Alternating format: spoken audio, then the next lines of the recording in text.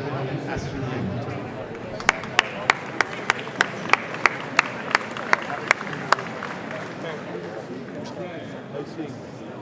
Good evening. Could you please take your seats?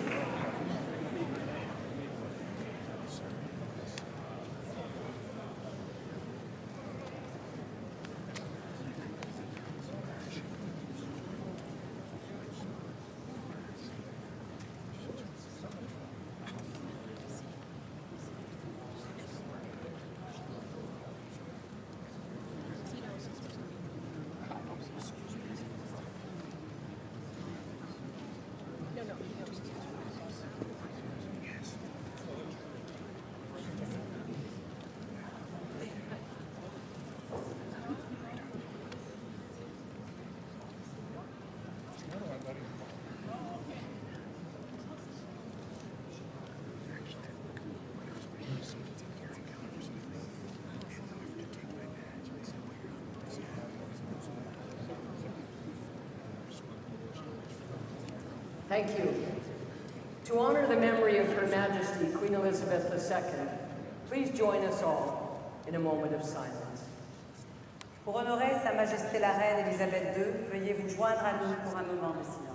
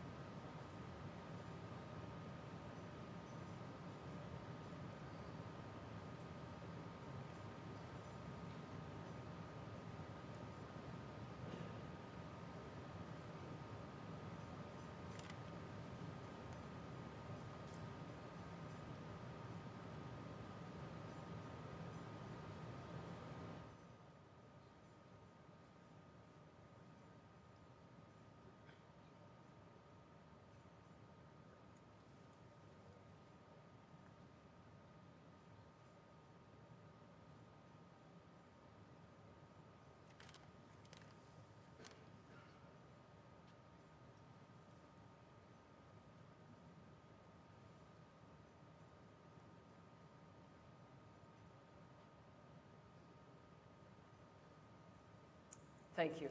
Please remain standing, and I would like to invite Rosemary Siemens and Eli Bennett. They've been playing music for us earlier. They are going to do an instrumental rendition of God Save the King. Veuillez vous lever si possible pour une version instrumentale de l'hymne royal Dieu protège le roi par Rosemary Siemens et Eli Bennett.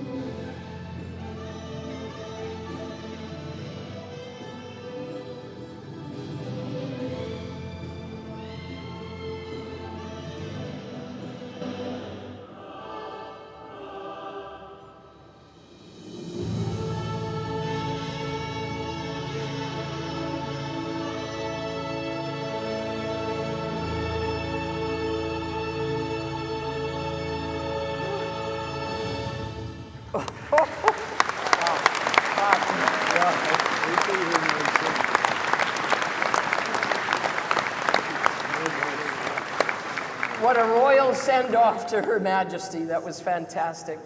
The Queen was named Queen on February 6, 1952. I was born July 1st, 1952. And so I've been thrilled that we've celebrated all our special anniversaries together. And I was so sad to hear the news.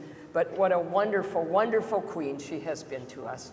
Please remain standing and join our former Member of Parliament and the CPC Leadership Election Organizing Committee that Valerie and I both sat on, a Leoc member, former MP Nellie Shin, for the singing of O Canada. Veuillez rester debout et accueillir Nellie Shin, députée de 2019 à 2021 et membre du comité organisateur de l'élection du chef pour interpréter notre hymne national.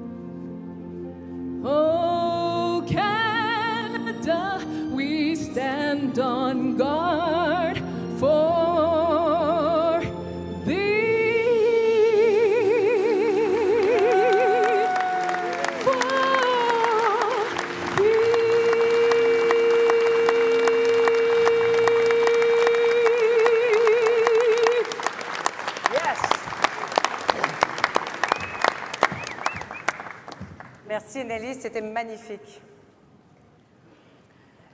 She wouldn't tell you this, but Nellie played the music in the background for her to sing. So another hand for Nellie. Yeah. Wonderful.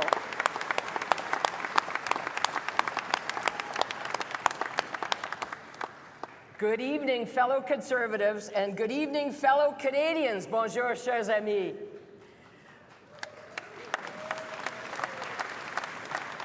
This is a great day, and it's been a busy time. Yes, please be seated. On behalf of our Conservative family, we also offer our heartfelt thoughts and prayers to the victims and their families of last weekend's horrific events. We want to let people of Saskatchewan know that we are thinking about you. Thank you so much. We also wish to acknowledge that we are gathered here in Ottawa, built on unceded Anishinaabe Algonquin territory. Thank you. We're pleased to be joined by our party's Vice President and the Vice Chair of LEOC, Valerie Asselin, my fellow co-chair, and our member. Yes, let's give her a hand. Valerie, we served together on LEOC, and our members present here, many of you, and lots more looking in from across the country, excited to meet our new leader tonight. Bonsoir, chers amis. Je suis heureuse de partager cette soirée avec toi, Deb, et heureuse d'être avec vous ici en présentiel et à travers le Canada. Merci. Je tiens également à offrir mes condoléances aux victimes, leurs familles, aux gens de la Saskatchewan et du Canada qui ont aussi le cœur brisé. Nous sommes tous avec vous. Pour nous offrir une bénédiction autochtone, veuillez accueillir Léonard Hodgick.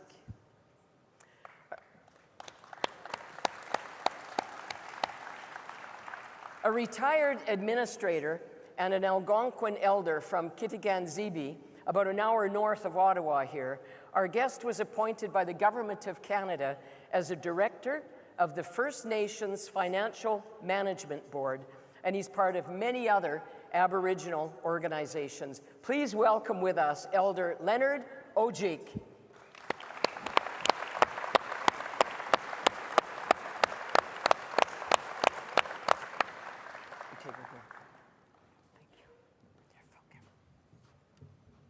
Ladies and gentlemen, Aboriginal people that are in attendance, Kwe, bonjour à tout le monde, mes amis francophones. Good evening to everyone. Already being introduced, it's an honor for me because I'm a proud Canadian Aboriginal person. It's an honor for me to be the first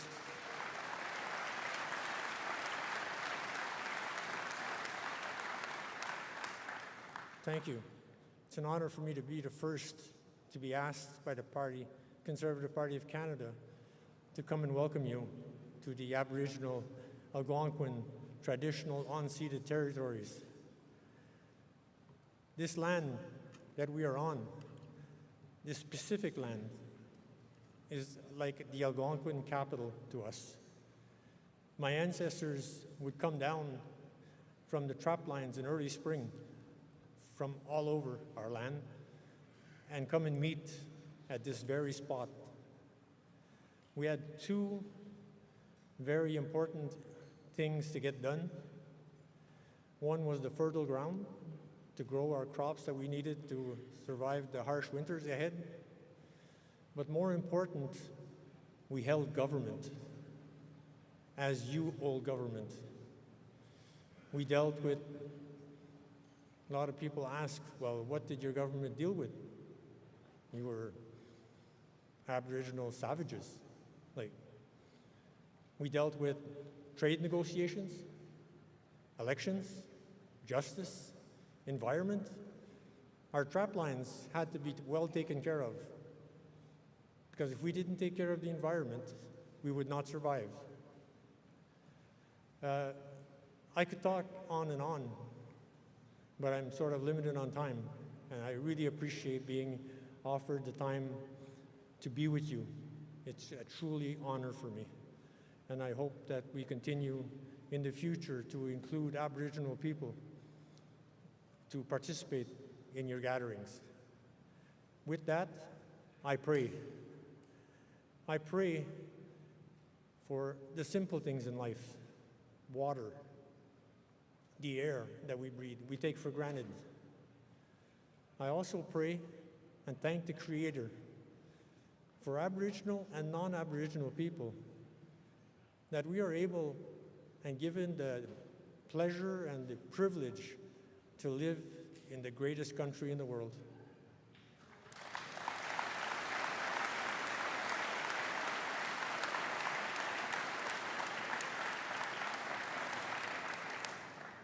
I also ask the Creator to give as much support as the new members can to your new elected leader and your new party.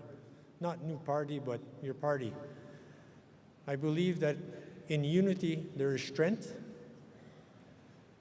and we need a strong Conservative Party.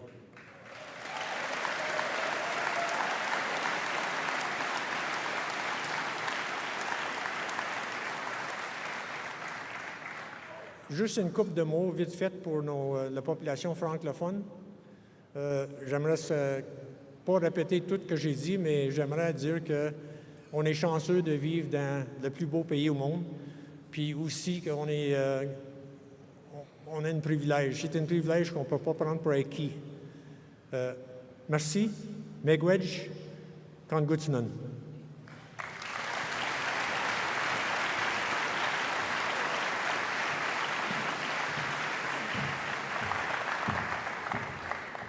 Thank you so much, Mr. Ojek, for those moving words and an offering to you to say thank you. Thank you very much.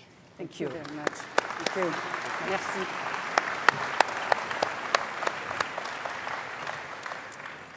Well, our next speaker is known to Conservatives right across Canada. She's a former Minister of Health and the Environment, Member of Parliament for Nunavut. You know who that is. She currently represents Nunavut on National Council, and we have had the pleasure of working with her on Leoc as well. Please join me in welcoming the Honourable Leona Aglukak, our friend and colleague.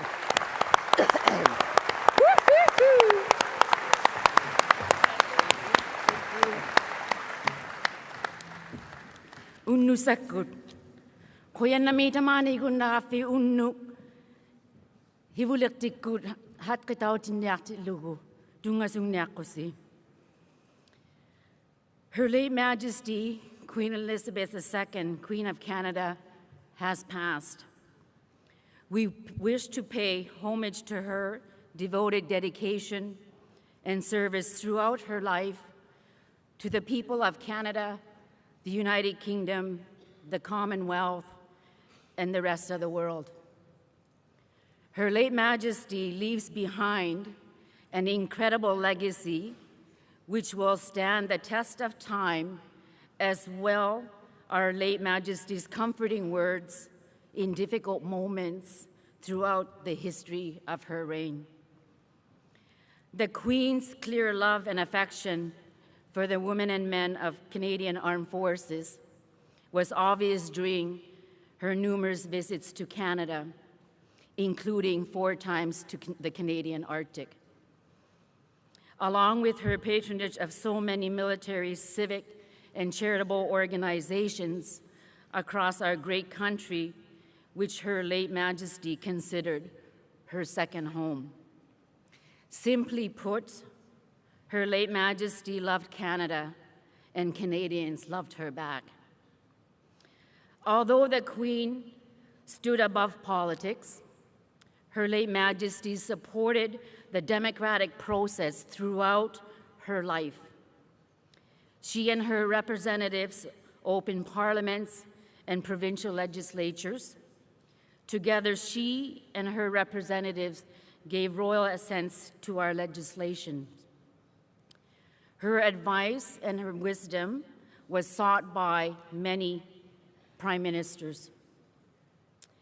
Given her late Majesty's steadfast support for democracy everywhere, we are confident that, in that spirit, we can proceed with our announcement tonight.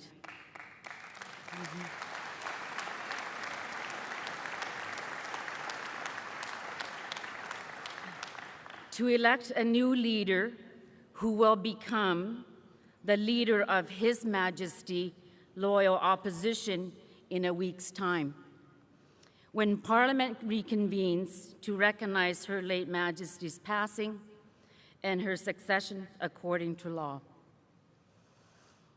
We pledge to continue to support her late Majesty and her family in this period of mourning and offer our most sincere condolences to her family and loved ones. May she rest in peace.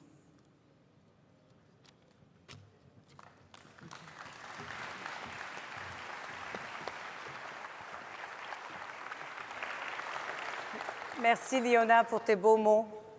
Sa Majesté la Reine Élisabeth II nous a quittés. Nous souhaitons lui rendre hommage pour son dévouement et à son service remarquable tout au long de sa vie envers les peuples du Canada, du Royaume-Uni, du Commonwealth et du reste du monde. Sa Majesté nous laisse un incroyable héritage qui demeurera dans notre mémoire collective, non seulement pour son dévouement et son service, mais également en tant qu'exemple extraordinaire pour toutes les femmes du monde, tout comme ses paroles réconfortantes lors de moments difficiles pendant son règne. Nous offrons nos sincères condoléances à sa famille et ses proches, qu'elle repose en paix.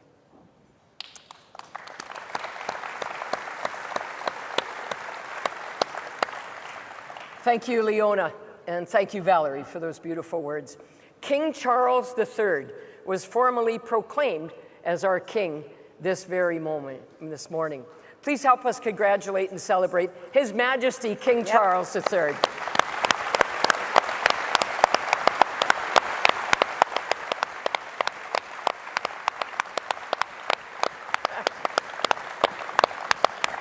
Forgive me, I, like probably every one of you, are going to take a while to get used to that.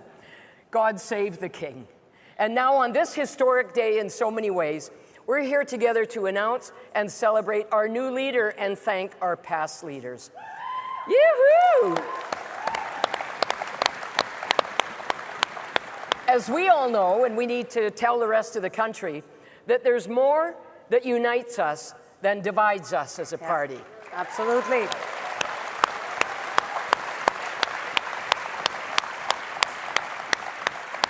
We all want the same thing, a strong and prosperous Canada, and a party that will keep its promises.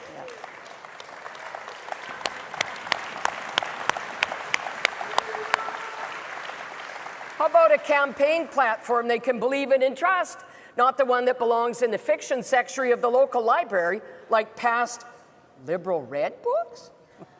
I have some experience with some of those Liberal Red books, if you can remember that far back.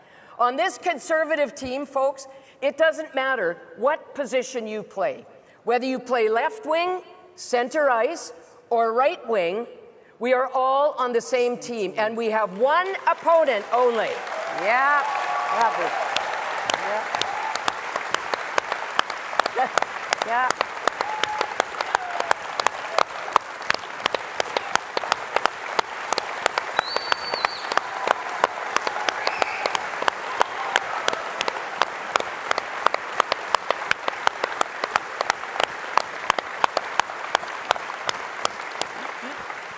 I said we have one only opponent, and you know who it is. It's the unholy alliance of Justin Trudeau and Jagmeet Singh.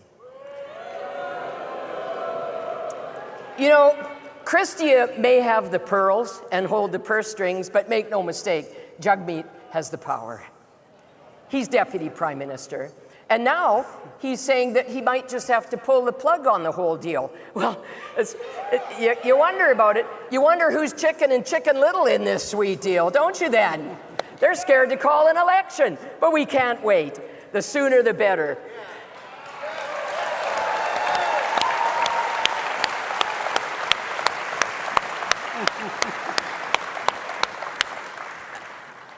You are not surprised to know that being a politician isn't easy at the best of times. Trust me, been there. I know that, and I thought about it the other day when I was on a long plane ride to Ottawa. I thought, I remember what this feels like. I've been there. It is a rewarding job, though, and we are so thankful for people that step forward to take those jobs. But it's tough. It's hard on family. It's hard on loved ones. Just today, my husband, Lou, phoned me right before I left the hotel and said, Deb, he was on his way to see his mom, and a big, huge deer just jumped out and just smacked our car. I'm so glad he's okay, but boy, did I feel a long way away.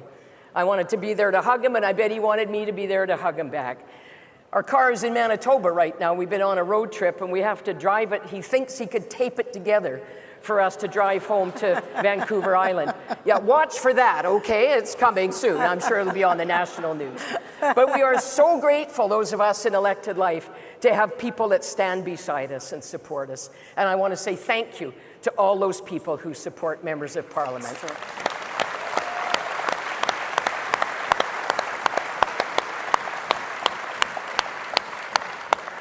Before her election just last year as Member of Parliament for Hastings, Lennox and Addington in Eastern Ontario, Shelby Cramp-Nyman worked as an educator, a small business person, and a municipal councillor. Oh, plus she's a wife and a mother of 2 daughters. Shelby savait en quelque sorte dans quoi elle s'embarquait parce qu'elle vient d'une famille politique. Son père, Darrell Cramp, a été député à Ottawa et député provincial en Ontario. Sans doute que Shelby applique certaines des leçons qu'elle a apprises de sa mère et de son père. Mais Shelby façonne maintenant son chemin à sa façon en tant que la ministre du cabinet fantôme responsable des aînés et la voix des députés au sein du COEC. Rick Perkins is another member of Parliament, the Conservative caucus, and just got elected in the class of 2021. Elected just last year as Member of Parliament for South Shore St. Margaret's in Nova Scotia, Rick made national news by defeating one adjusted cabinet members. Valerie, yes! Having defeated Trudeau's fisheries minister, Rick was appointed Conservative Shadow Minister of Fisheries, Oceans and the Canadian Coast Guard. Rick a rencontré son épouse Wendy alors qu'ils travaillaient tous les deux sur la colline parlementaire dans les années 80 pour le gouvernement de Brian Mulroney et a par la suite été cadre supérieur d'entreprise. So please join us now in welcoming the Member of Parliament for Hastings, Lennox and Addington, Shelby Cramp Nyman. Et le député de South Shore St. Margaret, Rick Perkins. Hey, girlie. Good luck. Good luck.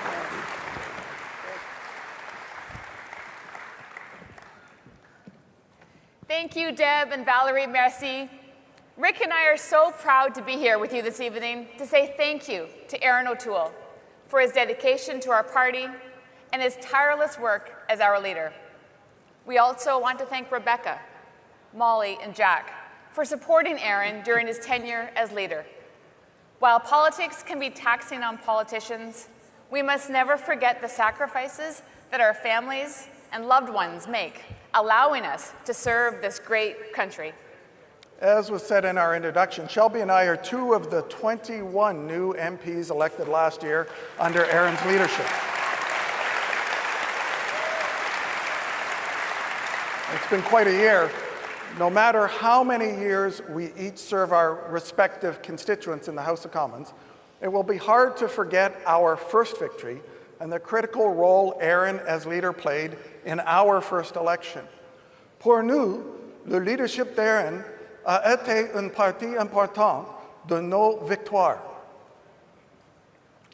Aaron a consacré une grande partie de sa vie adulte à servir le Canada. D'abord comme membre des Forces armées canadiennes pendant 12 ans, puis comme député, il représente sa ville natale de Durham à la Chambre des communes depuis 2012. Aujourd'hui, Aaron travaille toujours aussi fort pour que le Canada soit le meilleur pays possible. Serving as fellow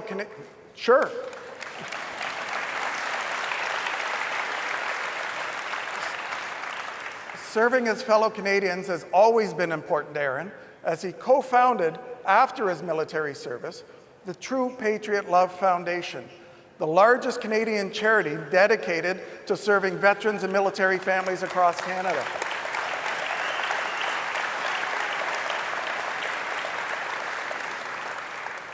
Aaron was able to continue helping veterans when Prime Minister Stephen Harper asked him to serve as Minister of Veterans Affairs and use his network and his experience to turn around the department. Aaron go ahead.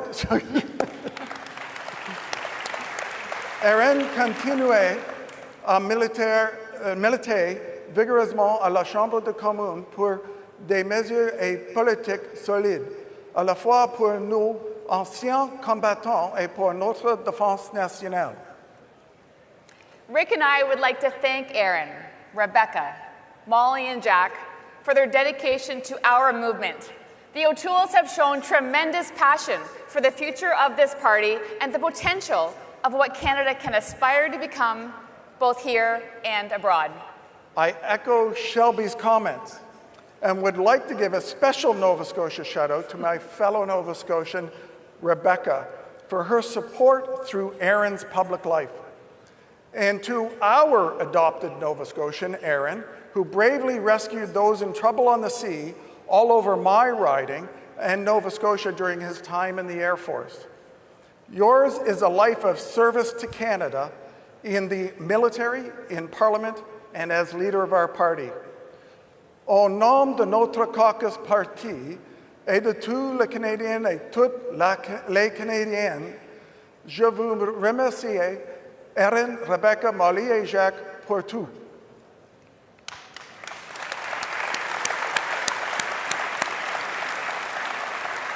Ladies and gentlemen, please turn your attention to our screens for for a word from Aaron via video.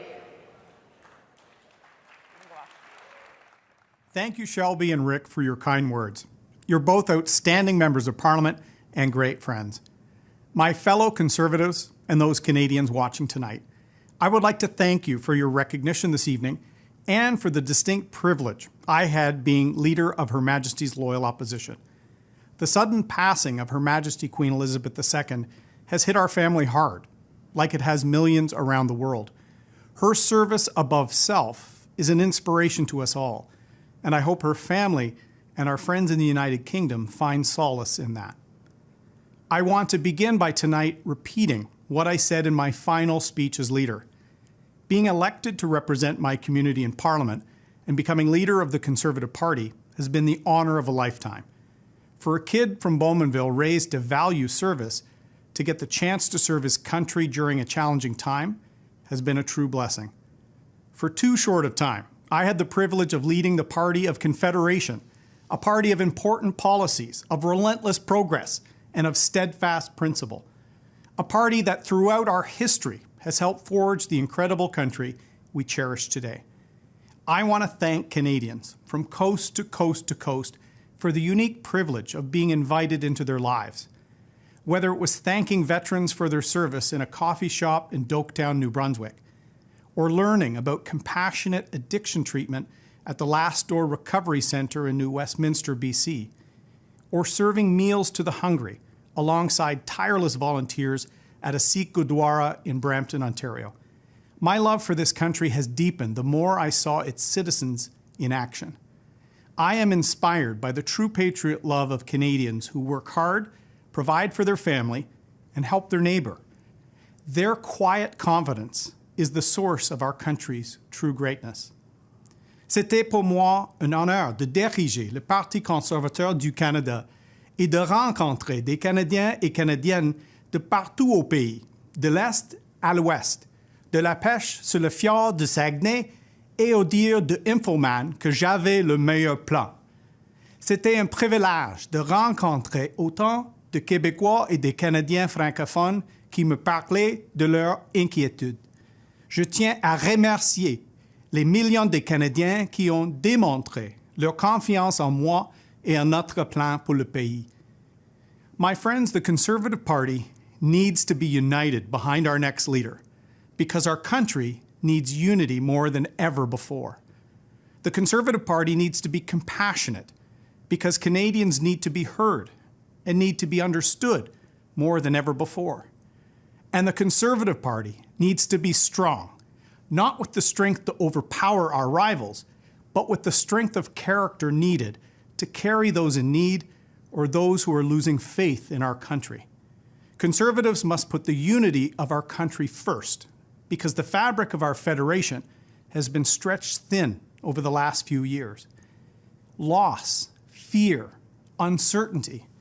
The pandemic came to our shores 3 years ago as a health crisis, but has transformed into a political crisis. Dislocation and frustrations are eroding trust, weakening our institutions, and harming our democracy. Social media makes it easier than ever before for millions of people to hear you speak, but harder than ever to convince others to listen. A strong, compassionate, and united Conservative Party can ensure that all voices are heard and begin the process of stitching the country back together. Nous avons besoin d'un parti conservateur uni qui donnera la priorité à l'avenir de notre pays. Nous devons guérir les divisions dans ce pays et nous devons avoir l'unité et non la division. Les Canadiens au Québec et partout au pays ont besoin d'une équipe conservatrice forte, professionnelle et unie. So it is up to our party to always put the country first. From every grassroots member of our party to every elected member of Parliament, we must put the unity of Canada first. Because then we can show Canadians that with unity there is prosperity for the small business owner in Nova Scotia to the oil patch worker in Alberta. With unity, there is dignity for the family who just arrived on our shores or an Indigenous family on the path to reconciliation. With unity, there is also hope for the nurse returning to the hospital front lines, or for the recent graduate heading out into the workforce. And we can show Canadians that with unity, there is greatness, from the brave exploits of those in uniform to the unsung heroism of the local food bank volunteer. We are a great country, and we should never be scared to shout that from the rooftops.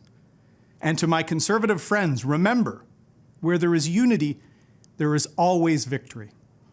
So let's show Canadians a united, strong, and compassionate Conservative Party. I wish the next leader fair winds and following seas as they take the helm. Merci beaucoup. Thank you very much.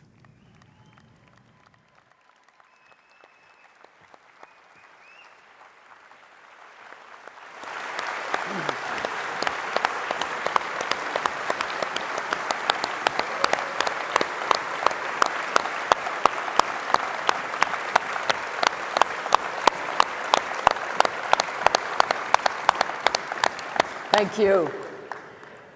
Please welcome another LEOC member and a candidate for our party in Manitoba during the last election, and the founding president of the Manitoba chapter of the Association of Black Conservatives, Shola Agboola, for a special announcement. Shola.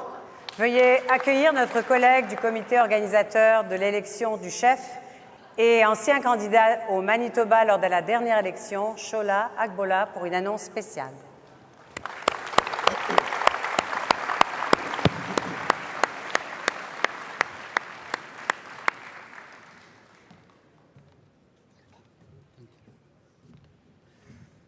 Thank you. As a candidate for our great party in Manitoba during the last federal election, under the leadership of Erin O'Toole, and as a founding president of the Manitoba chapter of the Association of Black Conservatives in Canada, I can say without any equivocation, any ambiguity, or any doubt that conservatives need to be and we must be united to win the next election.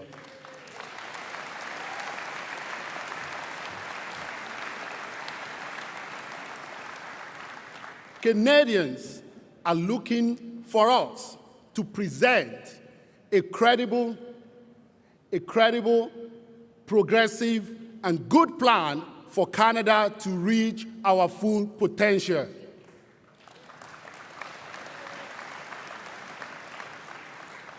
They know, Canadians know, that Canada can be, can do, and must be better than this.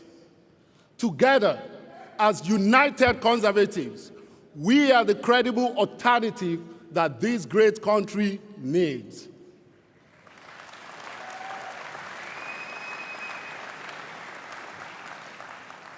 And Erin, you've served our country and you've served the party diligently, and you continue to do so. Your passion for our party to excel motivates many, like myself, to get involved and do our part to make this country greater for all.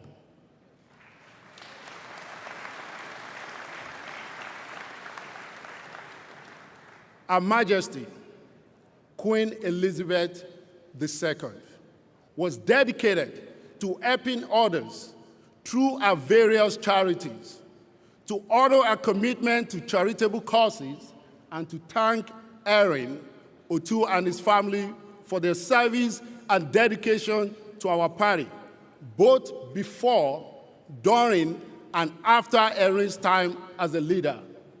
It is my honor to announce tonight that the Conservative Party of Canada will be making a donation in the name of Erin, Rebecca, Molly, and Jack O'Toole to the True Patriot Love Foundation.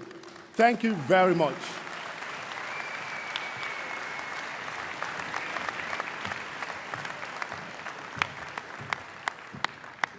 Thank you, Shola. I think it's fair to say this next speaker has had a lot of work in his 2+ years as president, Rob Batherson, you have a very understanding wife. Dans les 18 mois en tant que président de notre parti, il a été très occupé. Il a dû naviguer dans une élection générale et une course à la chefferie. C'est un homme que j'admire et que j'aime beaucoup. Veuillez accueillir le président de votre exécutif national, M. Rob Batterson.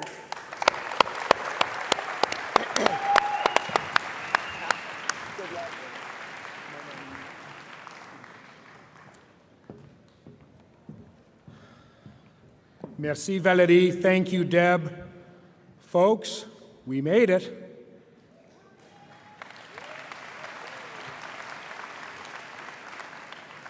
As we gather as Conservatives tonight, like Canadians from coast to coast to coast, our friends in the United Kingdom, and people around the world, we are here with heavy hearts on the loss of Her Majesty the Queen.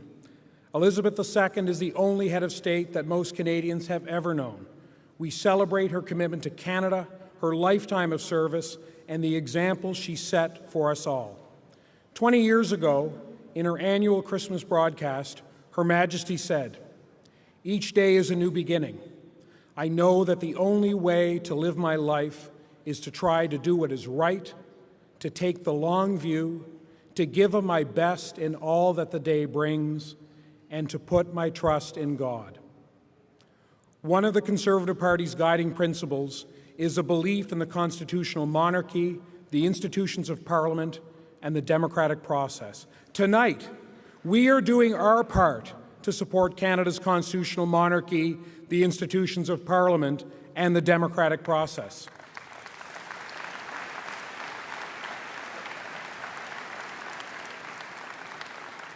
As we mourn the passing of Her Majesty the Queen and mark the beginning of a new reign of His Majesty the King, Charles III, we follow the example she set, to live our life, to do what is right, take the long view, and give our best in all that the day brings. En annonçant les résultats de l'élection de notre nouveau ou nouvelle chef, il y a beaucoup de gens de reconnaître ce soir. Nos 5 candidats et leurs équipes de campagne.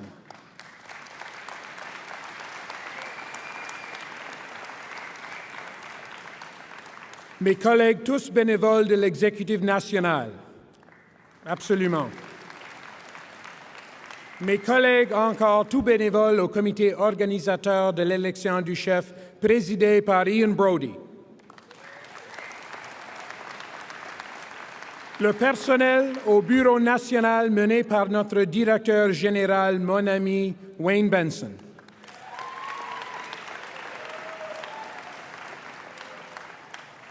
Les parlementaires du Parti conservateur, les députés et les sénateurs qui travaillent au nom des Canadiennes et Canadiens.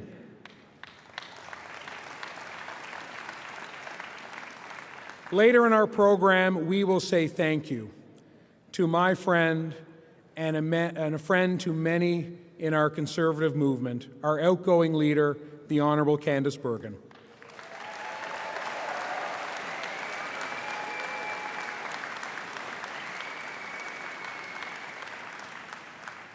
To the 278,000 plus Canadians who are members of the Conservative Party, thank you for stepping up to participate in Canadian democracy. You have a home in our party. Vous êtes chez vous au Parti conservateur. Absolument, peu importe votre choix.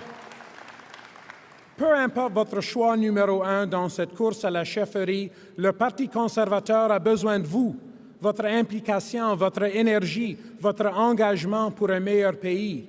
To every Conservative Party member, get more involved in your party this fall. Get active in your local electoral district association.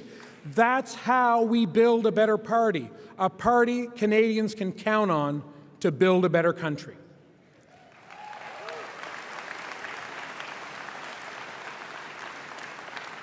Friends, that's why the work we do to elect the next Conservative leader matters. One of our guiding principles, spelled out in the Constitution of the modern Conservative Party that Stephen Harper and Peter MacKay forged together in the 2003 merger. Let's thank Prime Minister Harper and Peter MacKay. Absolutely.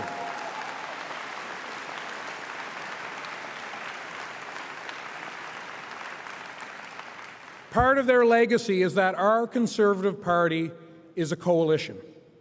Today, our Conservative coalition is larger than it has ever been. But coalition building is not just the work of the Conservative leaders we elect. Coalition building depends on each and every one of us to respect and embrace our differences as Conservatives, to invite people in, not turn them away, to focus on what we agree on, to build a better Canada. Let us resolve to put aside the differences that occur in any leadership race. Let us unite for change, the change that Canada needs. Let us...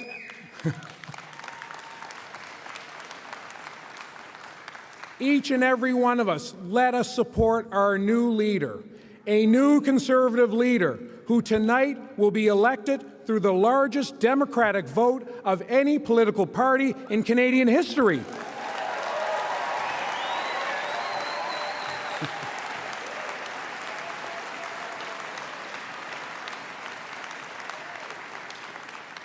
Conservateurs et conservatrices, l'union fait la force. Ensemble, unis, on va gagner. Canada wins, Canadians win, when Conservatives win. Thank you. Merci. Bravo. Thanks. Bravo.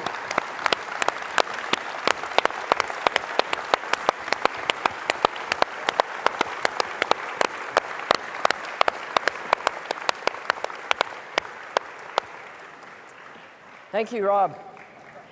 I've known our next speaker for more years than I care to admit to. You know, when I tell people stories about back when I was in office, they think, for goodness sakes, here's a living museum piece talking to us. But I've known this guy for a long time. He's been a presence throughout our party's history, serving as the Conservative Party of Canada's first president of National Council, helping navigate the early years of our united party. Le sénateur Plett a été nommé au Sénat sur les conseils du très honorable Stephen Harper en août 2009. Il a occupé de nombreux postes, notamment celui de whip de notre caucus sénatorial et de chef de l'opposition au Sénat depuis 2019. Le sénateur Plett et moi avons été collègues au sein du comité organisateur de l'élection du chef de 2020. To thank the Honourable Candice Bergen for her service, amazing service, isn't it, as interim leader.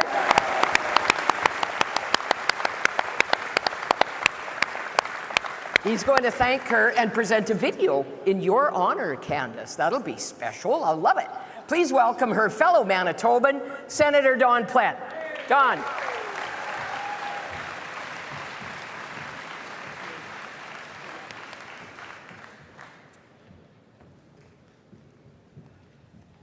Well, merci, and thank you, Deb and Valerie. And good evening, fellow Conservatives. Bonsoir, chers amis. Comment ça va? What a great night to be a Conservative, friends. I also want to begin my comments by acknowledging the passing of Her Majesty Queen Elizabeth II. Her lifelong service to her country and the Commonwealth will remain a shining example of selfless duty and devotion. And I wish to pass on my sincere condolences to the royal family at this time. The loss of such a long-standing monarch is indeed sad. But tonight, friends, I have the privilege of introducing a very, very good friend of mine and a great friend of the Conservative Party of Canada. The Honourable Candice Bergen and I met for the first time some 20 years ago in 2002, when Candice was working as a volunteer for the Canadian Alliance Party in a by-election in St. Boniface, Manitoba. I, at that time, was a member of the Canadian Alliance National Council. We worked together during that campaign, during that by-election, and quickly became friends for life. It has been a true pleasure for me to deal with Candice and work with Candice in all the roles that she has taken on in our party. From being a volunteer to running for the Conservative Party of Canada in the riding of Portage-Lisgar when that opportunity presented itself in 2008, to being a cabinet minister in a strong Stephen Harper majority government.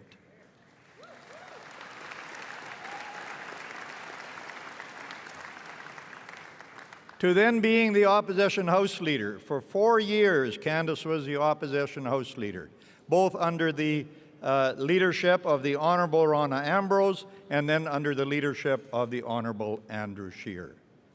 Then being the Deputy Leader of our party under the Honourable Erin O'Toole. And for the last 7 months, and Candace doesn't like to be called the interim leader, she likes to be called the leader in the interim. And that is what she has been.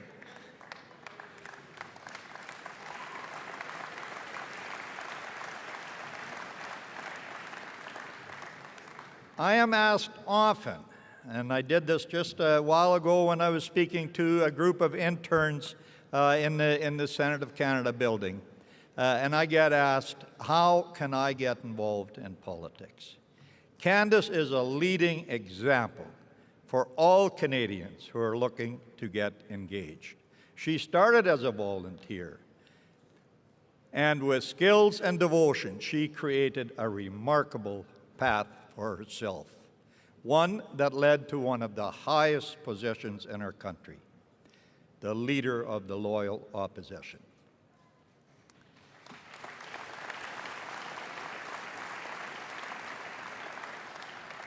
Candace has shown her strength and her abilities in each and every role and each and every decision that she has made. She is not only a great speaker, but more importantly, she is a great listener. Someone that has listened to your concerns as well as mine. Someone who has listened to the concerns of the members of the Conservative Party of Canada, to the Conservative Caucus, and has acted on them. Candace is a peacemaker, something she comes by honestly, being of Mennonite heritage. Now, I'm also of Mennonite heritage, and I have never quite had the same gifts as a peacemaker as Candace Bergen has had. The Conservative family has benefited greatly from her peacemaking abilities. With everyone here tonight, I wish to take an opportunity to thank her for that.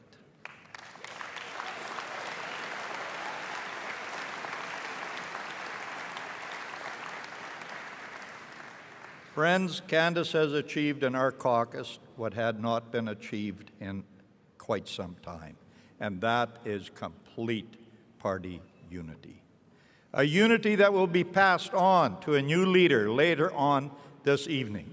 A unity that will be able to be taken by the new leader as he or she moves our party forward to winning the next election.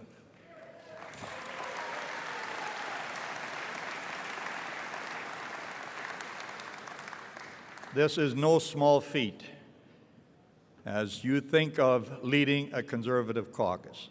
Conservatives inherently are not followers, they are leaders. And Candace has done a remarkable job of bringing us all together. We have not only become colleagues, Candace, you and I have become lifelong friends. Betty and I look forward to spending more time with you and Mike at the lake, as your place is just down the street from ours. You are a true friend of the Conservative Party of Canada, Candace. It has been an honor to serve in caucus under your leadership. Thank you very much.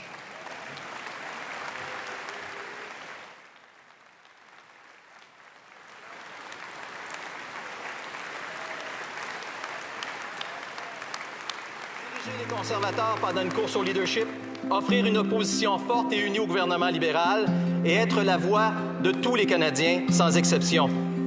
Au nom de tous mes collègues, Monsieur le Président, je peux dire sans me tromper qu'elle a réussi sur toute la ligne. Candace, you stepped up where the country needed you. When you took over as leader, you inherited a really badly divided caucus. You've taken a very diverse group of MPs, brought them together, refocused and reunited us to do what we need to do as the official opposition. Your leadership in and dedication in keeping the party united is greatly appreciated. You were the right person at the right time. You were successful in uniting us into a high-performing team. You know how to build good teams, and that's a skill in itself. When critics said it would be impossible to hold things together, you proved them wrong. Starting off in the class of 2008 as an MP, to a committee chair, parliamentary secretary, cabinet minister, House leader, deputy leader, culminating in the past few months as our leader of the Conservative Party of Canada. You've done such a great job in that time. You've been a pillar of strength for our party these last 6 months. You did a great job in a trying time. You did an amazing job. You did it with such great class. Well done. You've proudly represented Manitoba and all of Canada. You've challenged us to always do what is right and stand for conservative principles. In question period, you outmatched the Prime Minister each time he decided to show up for work. You've given the Prime Minister no days off. Your character, your common sense, your compassion while you led us, your steady hand, positive attitude, and strong performance have served us well. Working under your leadership has been the highlight of my career. Effective leadership is leaving something better than you found it, and that will certainly be your legacy. It's so nice to have a leader who really appreciates the people who are in the party. And allowing members to express themselves freely on matters that are important to Canadians. You have also maintained an approachability that I've personally appreciated when I've come to you and when I've even brought your constituents to you. If you want to change the world, go home and love your family. And I felt that's what you did with caucus. Which is precisely why the party and movement are in a better place. You are not only a leader, an inspiration, and a mentor to our caucus, and especially the women in our caucus, but also to women and girls across the country. I admire and respect you as a friend, a colleague, and a great Canadian. I've always said that you are the heart and soul of our party. Is a testimony of the type of person that you are. You have so much to be proud of. You were a steady hand and a principled leader. You have united our caucus. You've worked really hard, we really appreciated it, and you made it fun. But most of all, you never forget who it is you're fighting for. The people here and across Canada. And you certainly left us in a great position with the new leader coming forward because of all your hard work. And for that, all of us are thankful for your leadership. Merci pour tout ton travail comme chef intérimaire. Merci infiniment, Candace. For the way that you have served caucus and served our party. For everything you've done to bring everybody together through very difficult times. Pour votre leadership pendant cette période de transition, votre résilience, et de nous mener à bon port dans ce choix pour un nouveau leader. Merci d'abord pour avoir pris la relève en attendant notre futur chef. Many thanks for your time, your friendly listening. For being our fearless leader for the last 6 months. For keeping us united and focused on holding the government to account. For helping us to move our conservative movement forward. For your contribution to forming the next Conservative government. For staying calm in the face of much adversity. As we came out of COVID and dealt with all of the issues of an incompetent government. Very much appreciated the confidence that you had in a rookie year. You've steadied the ship, and you are certainly a leader for a time such as this. Nous avons été très chanceux et privilégiés de t'avoir comme chef intérimaire dans cette période qui n'était pas facile pour personne. Really appreciate what you and Michael have done for us, just carrying us through this bit of a trying time as a party. Je suis très heureux de travailler avec toi. Tu es une femme extraordinaire. I'd like to thank you very, very much to helping me to serve all those nice people from my riding. The membership was proud to say that you're their leader. Coast to coast to coast, Conservatives all over Canada say thank you as well. I'm looking forward to work with you this fall in the House of Commons. I look forward to continuing to serve alongside you as we get back to Parliament this fall. And after the next election, when we're in government. And defeat the Trudeau Liberals and bring common sense and good governance back to this country. And I can't wait for what your next achievements in public life are going to be. Anyways, thanks so much. It's all good. All the best to you. Thanks a lot.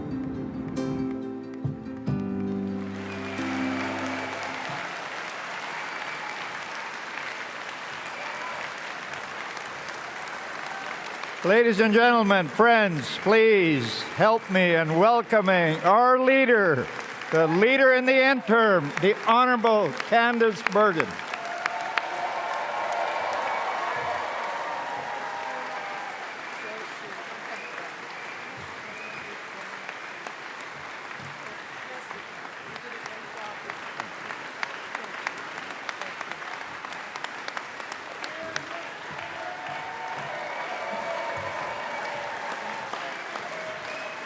you. Wow. Thank you very much. So nice. Wow. Thank you so much. I do want to begin by saying how saddened I am at the passing of our beloved Queen, Her Majesty, Queen Elizabeth II. She served with honor. She really was our Queen. And I have no doubt that her place will be as great as that of Queen Victoria in the story of Canada. May we all, friends, may we all strive to emulate the dignity and the grace that she personified throughout. Michael and I are praying and are thinking of the royal family during this time. Long live the King. Wow. Thank you so much, Dawn, for your incredibly kind and generous words and introduction. My heart is truly filled with gratitude. Dawn, you and I have been very good friends for many years as we've worked together in our party. And like many good conservatives, we did disagree occasionally, but we always respected each other. We've been intensely loyal to our friendship and our cause, and that's what conservatives do. Sharing many laughs, sharing some tears, many dinners, and late-night talks. And because of that, Dawn, you and Betty are lifelong friends to Michael and I, and we're very grateful for you. And thank you all. I look across this room and I say thank you all. I know so many of you. It's wonderful to see your faces, to see your smiles, to see so many people that I've seen at conventions and campaigning and throughout the country. So thank you very much for your kindness and your welcome. I know I speak for Michael as well when I say thank you for the appreciation we have felt from all of you, not only this evening, but over the last 7 months. Whether in airports or restaurants, out at the mall, or at EDA events, through phone calls and emails, and even some social media posts, I'm hearing a strong message that our grassroots conservative memberships, the foundation of our party, you are hopeful, and you are excited about the future, and you are proud to be conservative.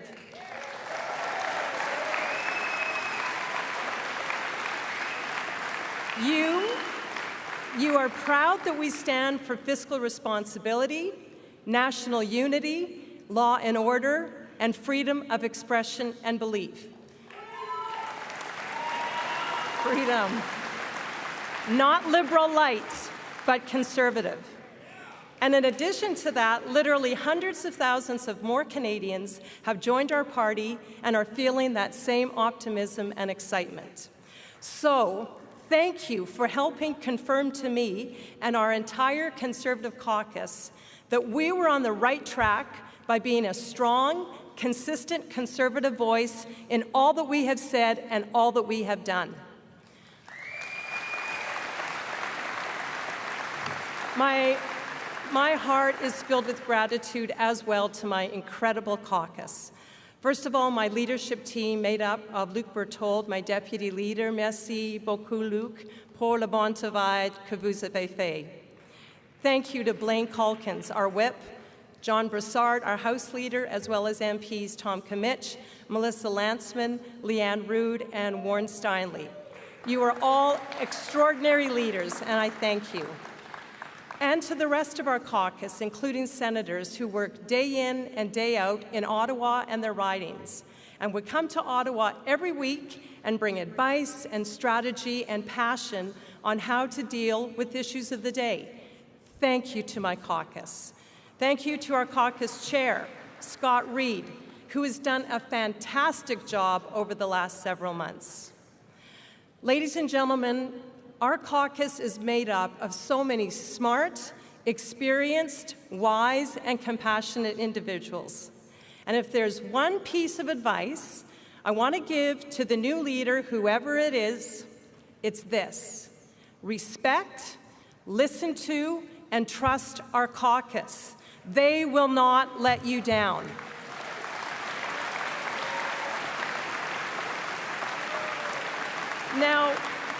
You know, every leader leaves a mark, and that pertains also to those who serve as in the interim capacity, leaders in the interim. And I'm thinking of people like Deb Gray. Give Deb a hand. She's doing a great job emceeing tonight.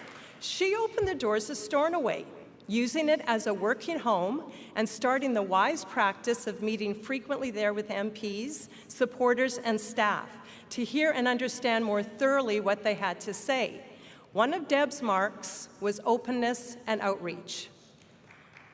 Or the other one I'm thinking about is Rona Ambrose, my dear friend Rona. Rona took over our party after our party suffered a difficult defeat. She brought hope and optimism to our party.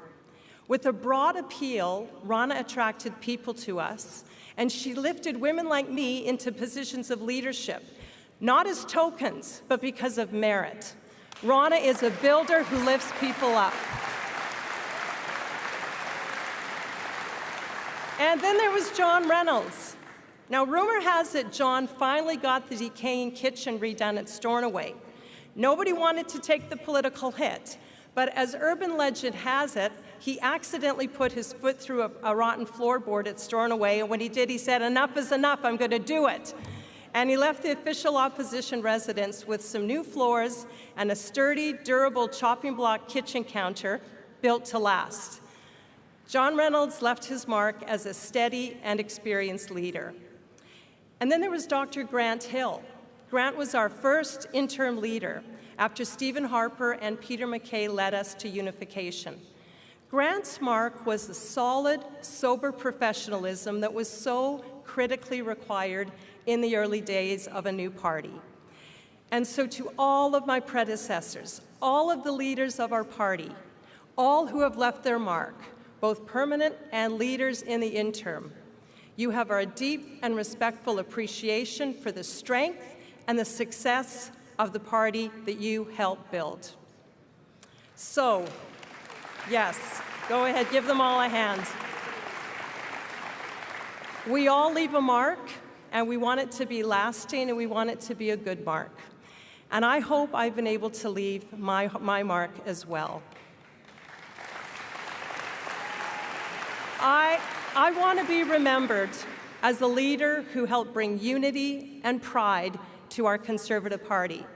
I want to be remembered as a leader who helped us move away from identity politics and labeling in our party and towards unity in disagreement. Unity while still holding different views. Unity, not uniformity.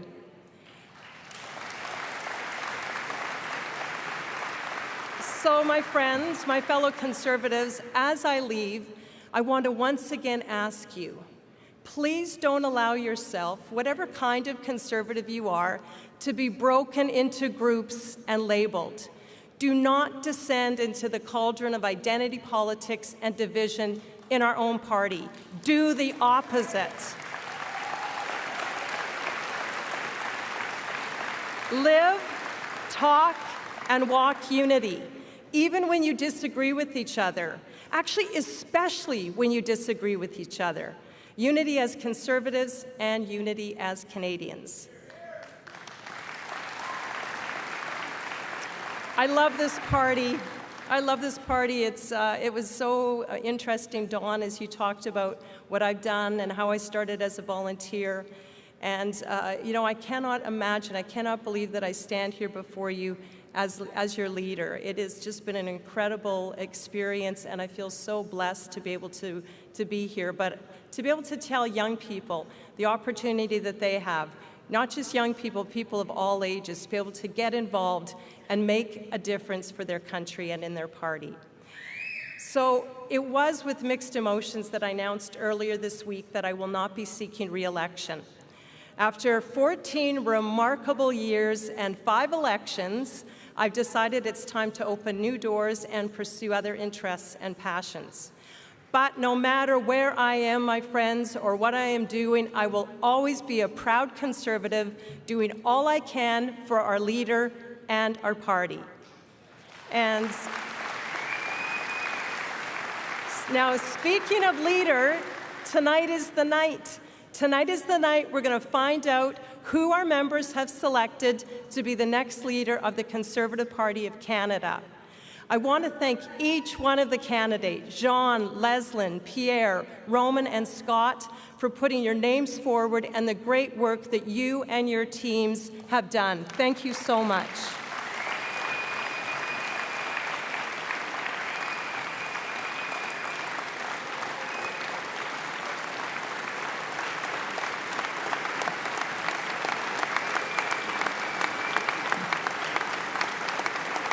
And friends, that's awesome. I have no doubt we will support our new leader. We will buttress the new team. We will help them, we will prop them up and advise them. We'll give our new leader the chance to flourish and pave the way for a new federal Conservative government. Now, I have served federally for 14 years, and on one hand, it does seem like a long time, but on the other, it really goes by in a flash. I started as a volunteer, and as I said, I'm leaving from this stage as the person in whom was bestowed the trust of leadership. And so I want to say a special thank you to Manitoba, to my constituents, to my home, to the people of Portage Lisgar. Manitobans are great people. They are resilient, innovative, compassionate, hardworking, and generous. And I want to thank all of those who supported me, not only in the last 7 months, but those who helped bring me to Ottawa in the first place. Over the last several months, a very special thank you goes out to Mr. Wayne Benson, the Executive Director of our party and a fellow Manitoban. Wayne came out of retirement in PEI, and he took on the job of Executive Director at my request during a very difficult time. In fact, it was literally when the Emergencies Act had been called. So in the literal middle of a so-called emergency, Wayne Benson came forward. What a hero he was to me. And with the help of Rob Batherson, Ian Brody, James Dodds, and a host of staff and volunteers, they guided us through this leadership race, and I want to say thank you to each one of you. To my family, my siblings, and especially my children, Lucas, Delaney, and Parker, and your children, thank you for sharing your mom and Grammy, your daughter and sister with the country.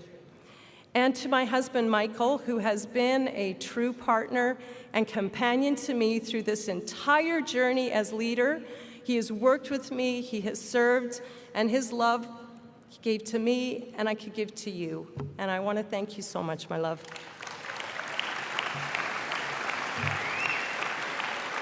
And finally, again, thank you to my wonderful caucus, the members of Parliament that are elected across this country to represent as Conservative members of Parliament. It has been the honor of my political life to have been your leader. From the bottom of my heart, thank you to all of you. What a privilege to serve you. I am grateful. I am blessed. God bless all of you. God bless Canada. And God save the King. Merci beaucoup.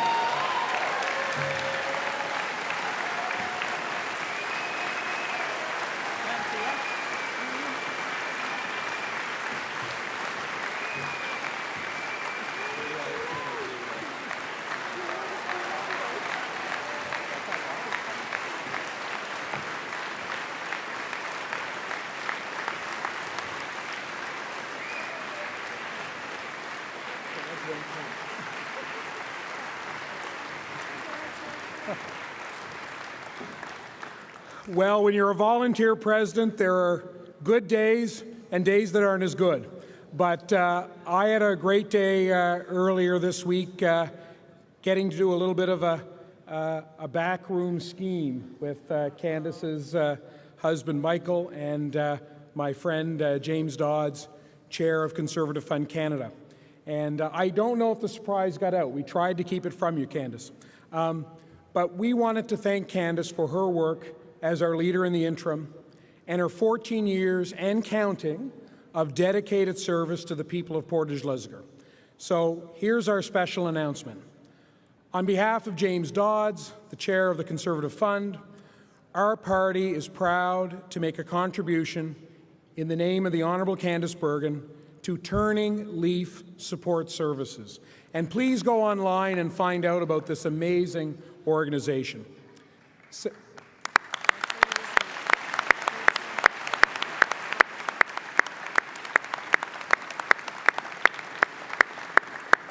I think one thing that shines through about Candice Bergen is compassion.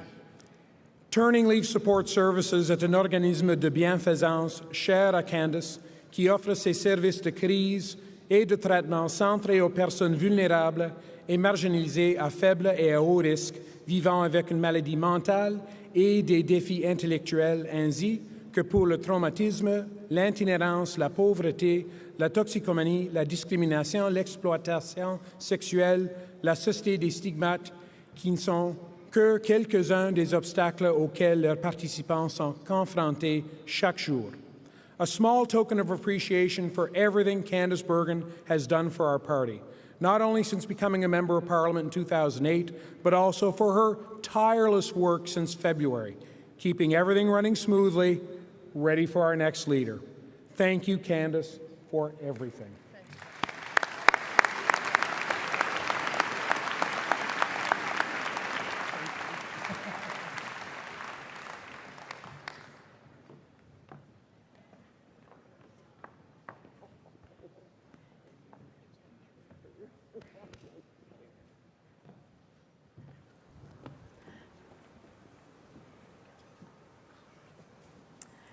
Thank you.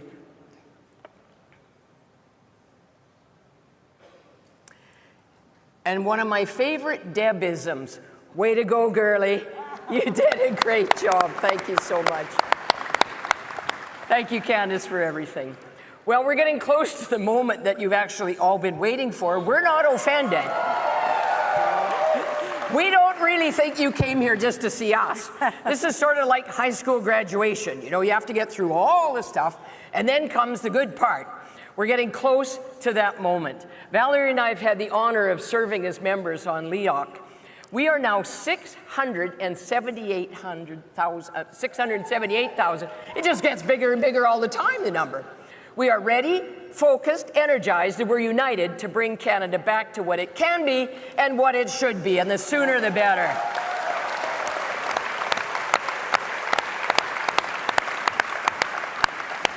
We're getting ready to tap in to what we're hearing from Canadians. Canadians are telling us we want and we need change, and we tonight here are prepared to give it to Canadians. So now, on with the show. If Ian Brody hasn't done every single possible job in this party, I think he's pretty close. A long-time dedicated Conservative, he served as Prime Minister Harper's first Chief of Staff at the critical start of the Harper government. When asked to serve our party again, Ian didn't hesitate. I have known Ian for a very long time, and when I heard that he was chairing LEOC and I was asked to sit on it, I said, yes, I'll do that, and happily, because Ian was there. So I think we could agree, I hope we could agree, that this is going to be the last leadership race for a long time.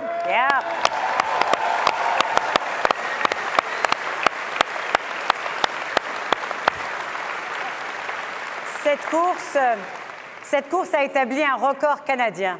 Plus de 678 000 Canadiens sont présentement membres du Parti conservateur du Canada. Nonobstant le record, c'est beaucoup de gens qui veulent du changement. Et chaque membre, provenant de tous les horizons, apporte sa propre histoire, ses propres idéaux et finalement sa propre expérience et son énergie à notre parti. Nous avons la chance d'accueillir des personnes qui n'ont jamais acheté une carte de membre d'un parti politique auparavant. Chaque personne injecte une nouvelle énergie dans notre cause. Il y avait beaucoup d'intérêt de la part des membres à travers le Canada pour siéger au sein du COEC. Les personnes appelées à servir représentaient chaque région de notre pays et reflétaient la composition de notre parti et de nos membres. J'étais fière de représenter le Québec en tant que vice-président du COEC et de travailler avec le président Ian Brody et mes collègues. Veuillez accueillir le président du COEC, M. Ian Brody. Merci.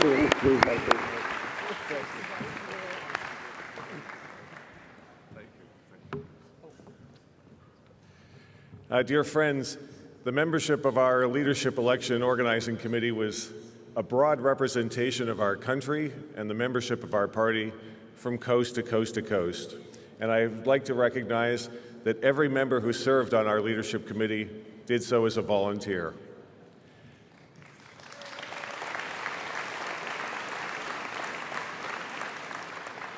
Every member that I served with committed untold hours to the task at hand, taking time away from their families, from their professional commitments, and from the rest of their lives to make sure that we had a fair leadership election. The process and everything that involved the running of this leadership contest took place in consultation with the campaigns. Everything that went on regarding the validation of ballots, the tabulation of ballots, and later on the counting of the results took place in the presence of scrutineers from each of the campaigns under the watchful eye of our Chief Returning Officer and his Deputy Chief Returning Officers and from the personnel on loan from the party. Nous devons remercier les personnels du parti pour les longues heures et le dévouement. Nous tenons à leur exprimer notre gratitude, ainsi qu'à leurs familles, pour tout ce qui a permis de rendre ce processus aussi fluide pour tout le monde. Thank you to the party staff, the party volunteers who helped get us to this point this evening.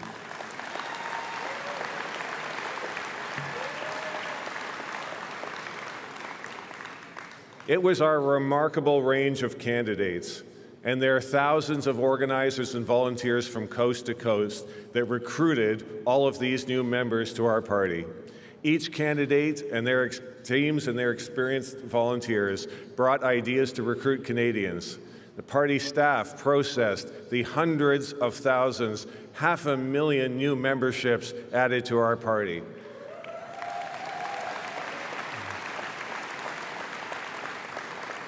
We got more than 670,000 ballots out to our members. We got them all back to be counted, and it all went as smoothly as possible. I want to thank the candidates and their teams for their hard work. I hope every candidate and every volunteer is proud of the work they did during this race.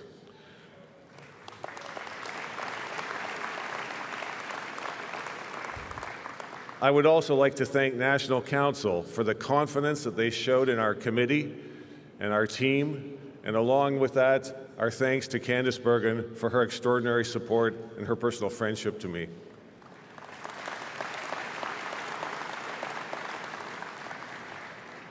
I would be remiss if I did not thank my predecessors as LEOC co-chairs of the past, Dan Nolan and Lisa Raitt, for their extraordinary work and for the inheritance of the expertise and track record that we got when we got our flying start.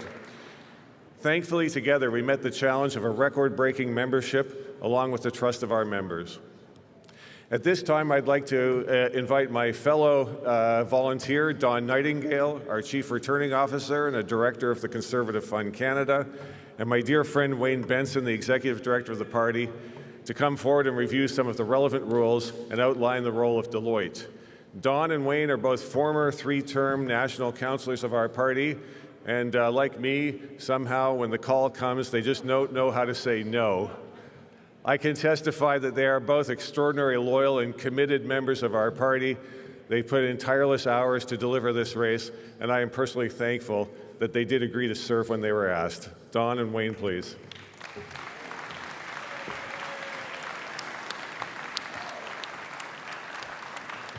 Thank you. Thank you.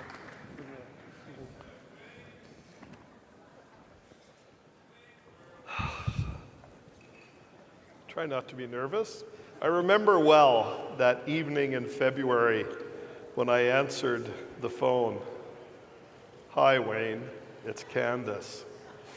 I need you to come to Ottawa as executive director of the party. This was not how I planned to spend the next 7 months of my retirement.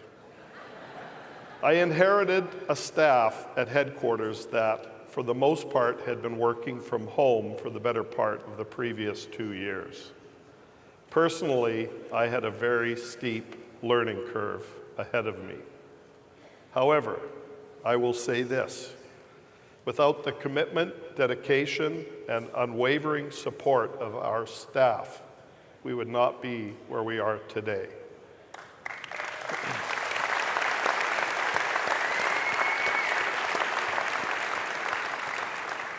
Staff stepped up each and every day, faced the challenges that come with any leadership contest with determination and resiliency, and got the job done as they had already done twice before. But let's not forget, this time our membership tripled in size, and every task along the way, yes,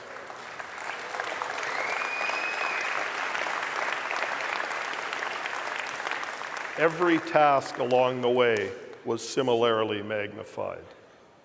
Every single member of our party needs to know how valuable our staff is and was to this undertaking. I am fortunate and honored to have become part of their team. I want to thank them from the bottom of my heart. We could not have done it without each and every one of you.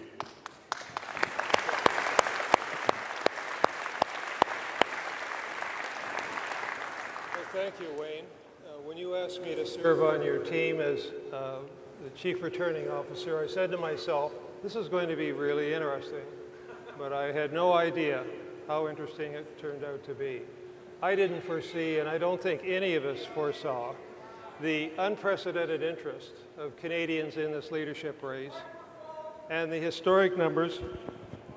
Is my microphone not working? Let me go here. And the historic membership numbers in the Conservative Party. Oh, you're right, Don. It's been quite a ride. And I want to add to that, despite the many challenges we faced over the past 7 months, it has been an absolute pleasure to work with you and Ian on this leadership race. I think we were a really good team.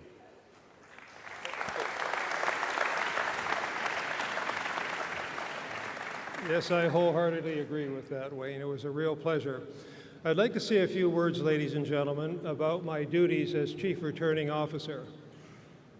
The duties of the Chief Returning Officer in this leadership race are primarily to monitor the process, to ensure compliance with our Constitution and with the rules and procedures determined by the Leadership Election Organizing Committee. And I'd like to take a moment to remind everyone of a couple of the more important rules in this race. First, our Constitution requires that this race will be conducted on a one-member, one-vote point system. Well, what does that mean? It means that each of the 338 ridings in Canada are allocated 100 points.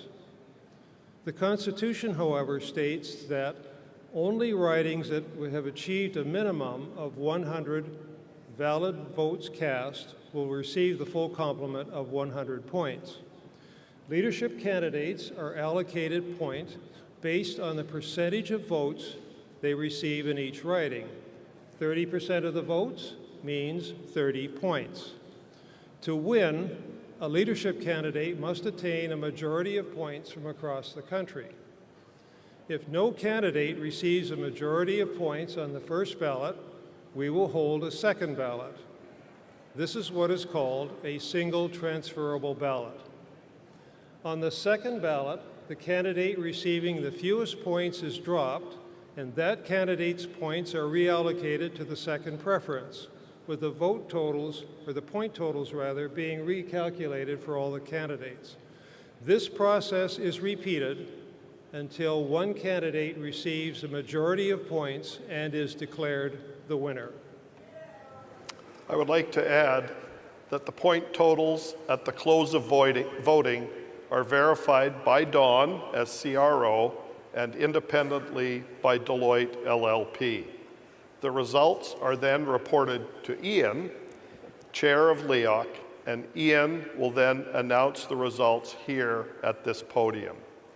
One excerpt from our Constitution in part states, National Council or the Leadership Election Organizing Committee will engage an independent third party to count the ballots in the votes specified. LEOC, pursuant to their rules, appointed Deloitte to monitor and verify the leadership election process and result.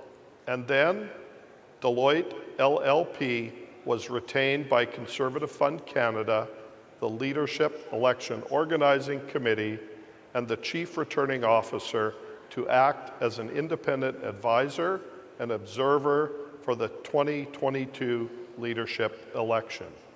Conservative Fund Canada will be and was solely responsible for the provision of oversight and staff for carrying out activities adhering to all applicable election rules, including the credentials rules and counting rules.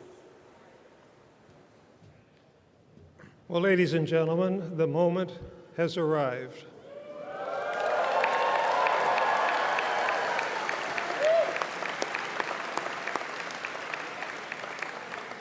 Ian and I and Wayne are going to walk over to the results room and obtain the vote results for round one. Assuming everything goes according to plan, we will be back here on stage in 10 to 15 minutes with the results. They have not been calculated yet. They're ready to press the button on the computer and give us the results. So don't go away.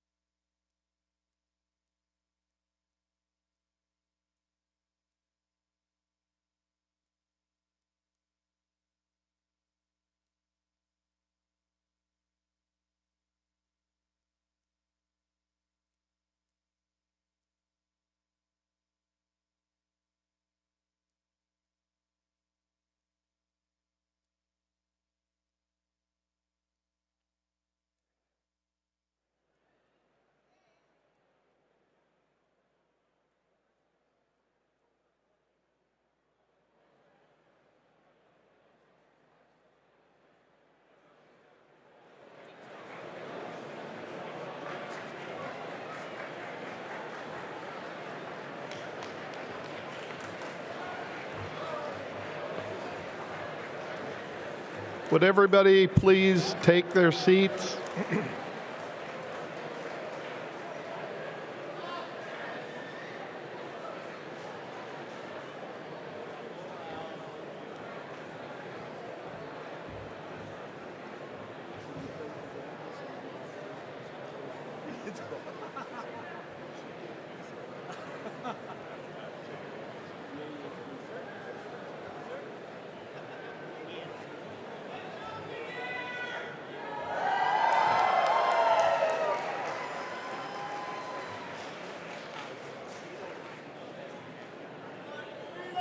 I just want to say we would have been up here much sooner, except the elevator was in use.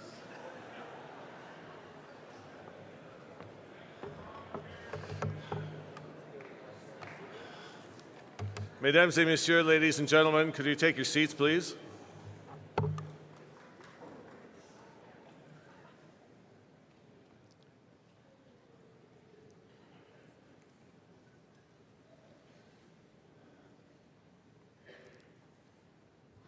Mesdames et messieurs, ladies and gentlemen, j'ai des résultats. I have some results.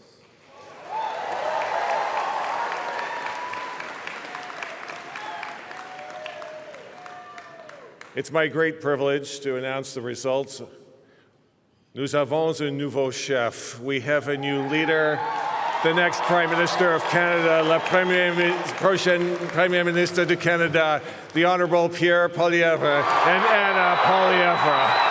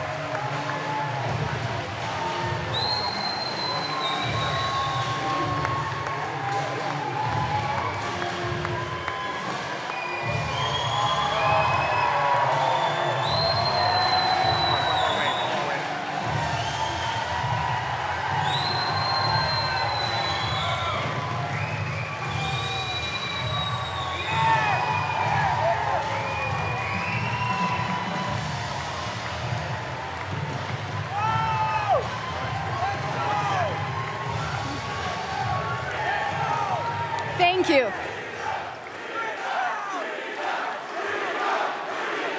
Thank you. Thank you very much. Before I begin, thank you very much. Before I begin introducing my husband, allow me to express my sadness at the passing of our queen. May she rest in peace. Long live the king. My husband and I, thank you. My husband and I share the same values, although our background is a little different. Mon mari et moi, nous partageons les mêmes valeurs, malgré que notre parcours est un peu différent. I was born in Caracas, Venezuela, and my family immigrated to Canada in 1995, in a working-class neighborhood in the east end of Montreal, Hochelaga-Maisonneuve, puis Pointe-aux-Trembles. Je suis née à Caracas, Venezuela, et ma famille a migré ici en 1995 à Montréal, dans le quartier de Hochelaga-Maisonneuve et puis Pointe-aux-Trembles. En tant que mujer latina, es un placer y un orgullo de poder ser una voz fuerte para el pueblo latino y para muchos inmigrantes.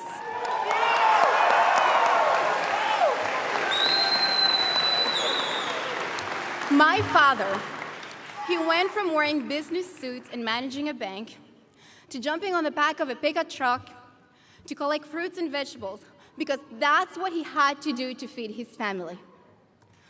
Mon père est passé de porter des complets et à gérer une banque en montant à l'arrière d'une camionnette avec des vêtements usagés afin de ramasser des fruits et des légumes dans les champs, car c'est ce qu'il devait faire pour nourrir notre famille.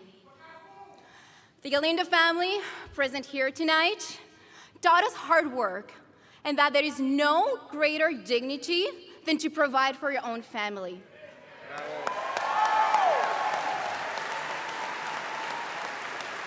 La famille Galindo, présente ici ce soir, nous a enseigné qu'il faut travailler fort et qu'il n'y a pas plus grande dignité que de subvenir aux besoins de votre famille. Years later, here we are.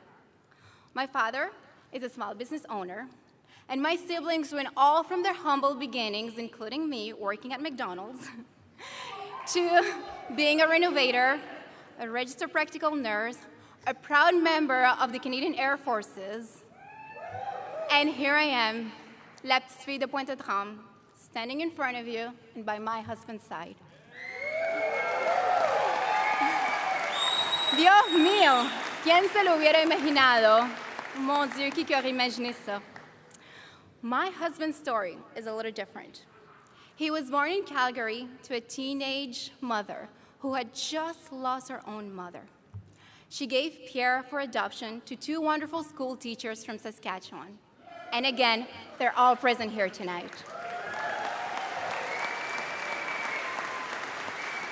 L'histoire de mon mari est un peu différente.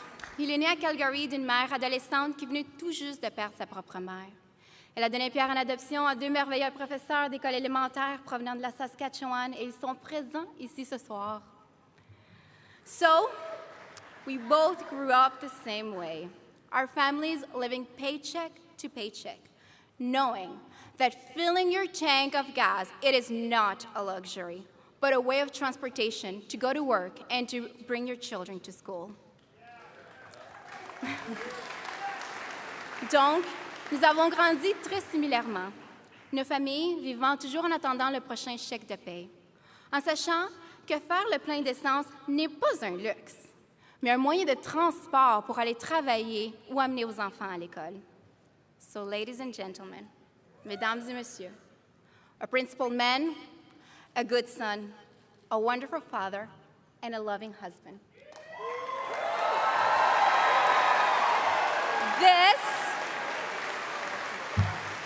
This is the new leader of the Conservative Party of Canada et votre prochain Premier ministre, my husband, Pierre Poilievre.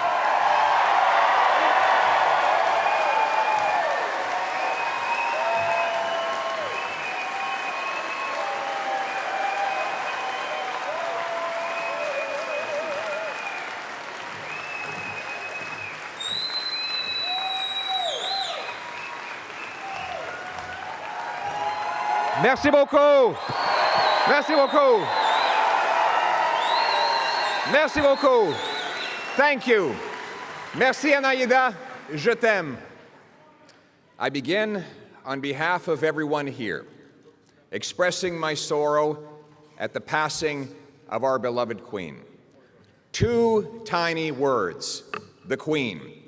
Yet on every continent, those two words conjure up more than a picture. They also express an idea, the idea of decency and duty. Elizabeth II, though she might have recoiled at the thought, was the world's most famous woman.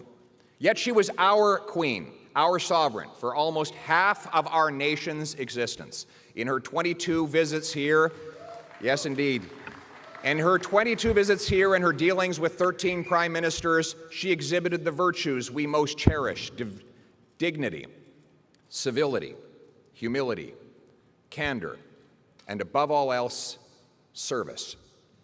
That's why her death, though not unexpected, is nonetheless shocking. We felt we knew her. We felt that her strengths were ours, the strengths of a country which by good fortune and God's grace we call home.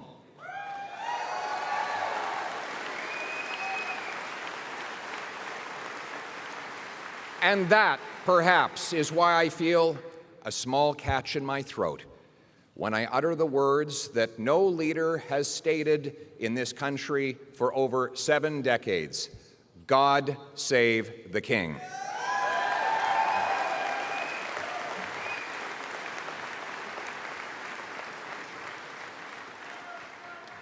Tonight begins the journey to replace an old government that costs you more and delivers you less with a new government that puts you first, your paycheck, your retirement, your home, your country.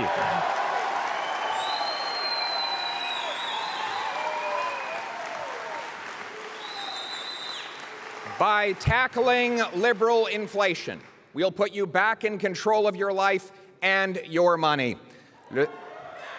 Le travail commence ce soir pour remplacer ce vieux gouvernement qui vous coûte plus cher et qui vous apporte moins avec un nouveau gouvernement qui vous place en premier votre chèque de paie, votre retraite, votre maison, votre pays.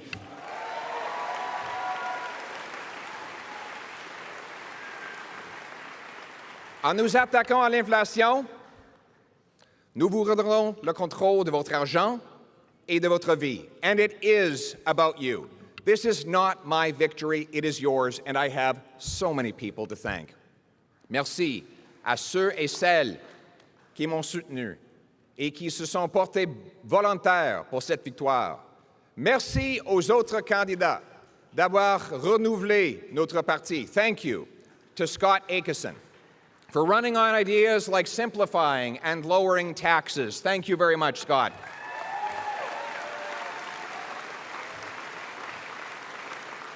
Thank you to Roman Baber for standing up for and making sacrifices for freedom for everybody.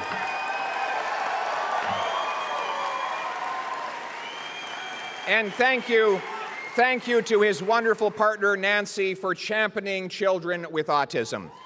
Thank you. Thank you to Leslyn Lewis for standing for family, faith, and freedom.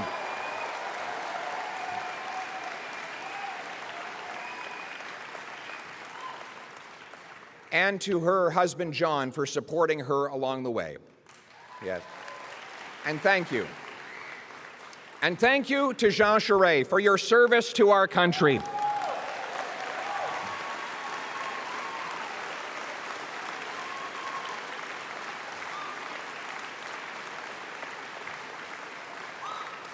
And for ensuring that we still have a country that is united in which we can call ourselves home. Thank you for fighting for Canada, Jean, when the nation's back was against the wall in the 1995 referendum. You stood with courage and passion. You defended our country, and our nation will ever be grateful for your work. Thank you. Absolutely.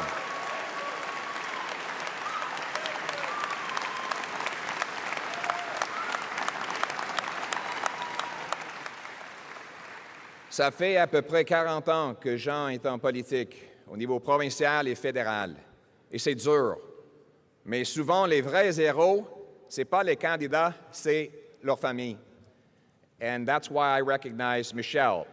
For those 4 decades, there have been countless occasions when her husband was fighting causes on behalf of all of us, when you had to carry the extra load and take the extra sacrifice, countless invisible sacrifices.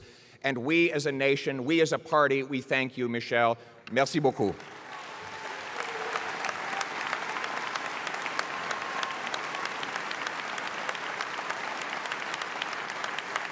To supporters of all of these fine candidates, I open my arms to you. Now, today, we are one party serving one country.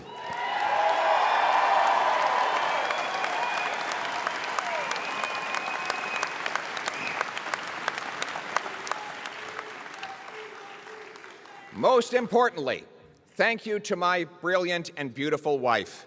Merci à ma belle et brillante épouse.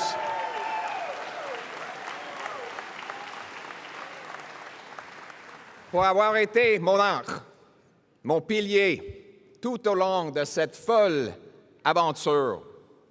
Tu as rendu cela possible. Tu es ma meilleure amie et l'amour de ma vie. Ah, oui. À la famille d'Anaïda qui a pris soin de nos enfants lorsque nous étions sur la route, vous avez rendu cela possible. Muchas gracias a la familia de mi esposa y por su contribución a Canadá.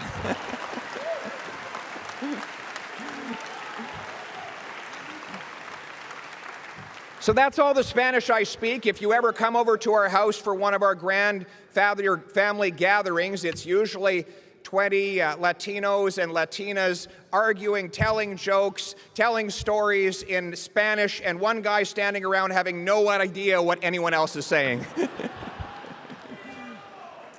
My wife's family not only raised this incredible woman, but they came to this country from Venezuela with almost nothing. And they have since started businesses, raised kids, served in the military, and like so many immigrant families, built our country. And I want to thank, yes.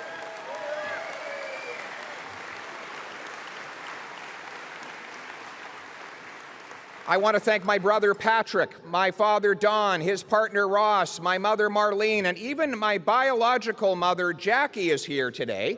Yes.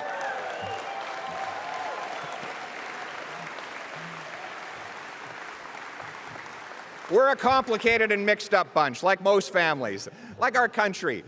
I want to thank my parents, though, in particular.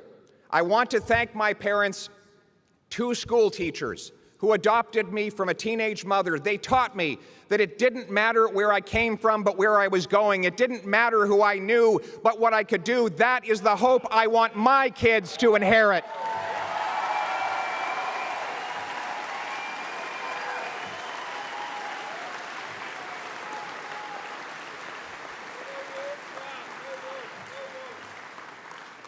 But that hope has melted into worry for many. Today, people feel like they've lost control of their pocketbooks and their lives. The cost of government is driving up the cost of living. This government, this Liberal government, has doubled our national debt, adding more debt than all previous governments combined. That means another $500 billion bidding up the cost of the goods we buy and the interest we pay. Inflationary taxes increase those costs further.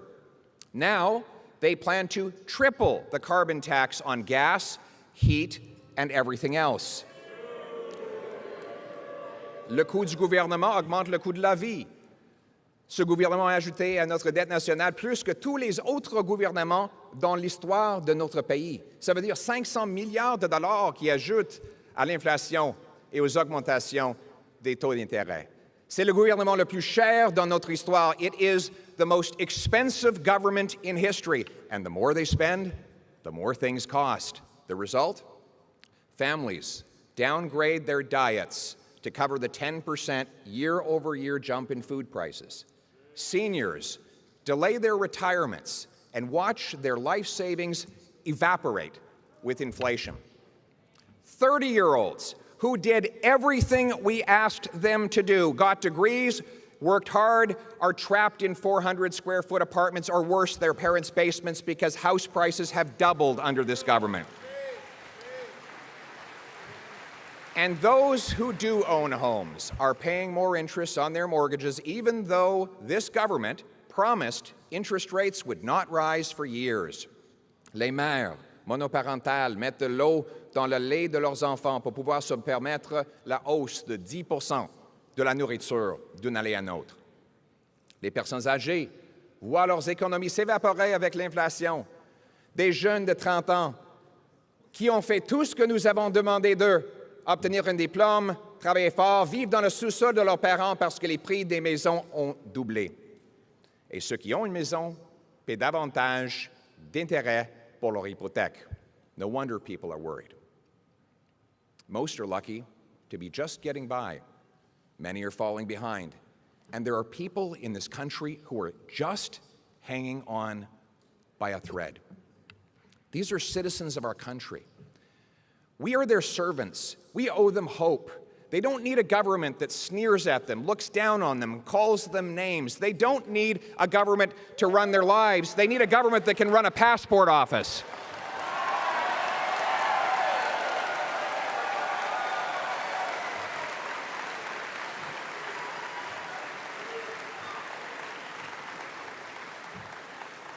They need a prime minister who hears them and offers them hope that they can, again, afford to buy a home, a car, pay their bills, afford food, have a secure retirement, and God forbid, even achieve their dreams if they work hard. They need a prime minister who will restore that hope, and I will be that prime minister.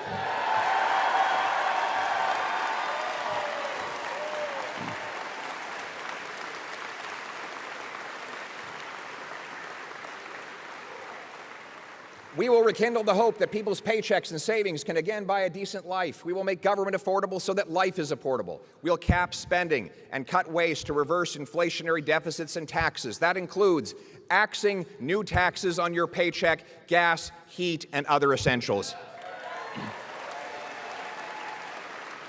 It means fighting climate change with technology and not with taxes. We will restore hope that hard work will again pay off. Do you know that today, if a single mom with 3 kids earning $55,000 a year goes out and earns another dollar, she loses 80 cents of it to taxes and clawbacks, so she can't get ahead. I will reform programs and cut taxes so that when that single mother and people like her earn more, they keep more, and hard work always pays off in this country.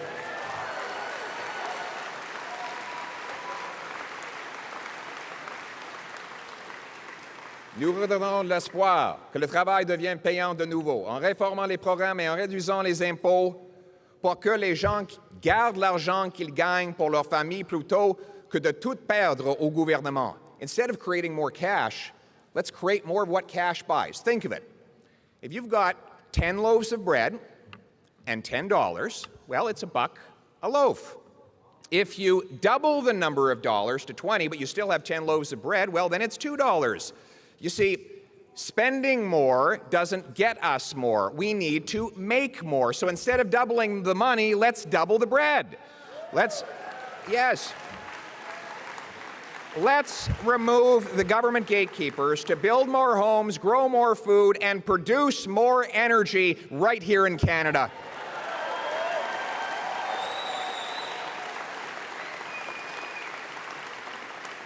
We need to restore the hope of home ownership. Right now, youth and newcomers can't get a home because local government gatekeepers block housing with heavy fees and long delays for building permits, leaving us with the fewest houses per capita of any country in the G7, even though we have the most land to build on. A Poilievre government will require big cities that want federal infrastructure money to speed up and lower the cost of permits and to approve affordable housing around all transit stations so that our young people can live there and don't even need to afford a car. We'll sell off 15% of the underutilized 37,000 federal buildings to turn them into housing and use the proceeds of sale to reduce our deficit. In other words, stop printing money, start building homes for our people. Speaking of homes, we must make stuff here at home again, here in Canada. Look, trade is great. Trade is just great. But we learned during COVID that we can't count on the rest of the world to take care of us. That is why we must be the best place on earth for workers and businesses to build factories, mine critical minerals for electric cars, and develop other resources. Right now, we lose wages because we import 130,000 barrels of overseas oil, mostly from dictators, every single day, even though we have the 3rd largest supply right here in Canada. And that is all because our government prefers dirty dictator oil to responsible Canadian energy. We will repeal this government's anti-energy laws and replace them with a law that protects our environment, consults First Nations, and gets things built.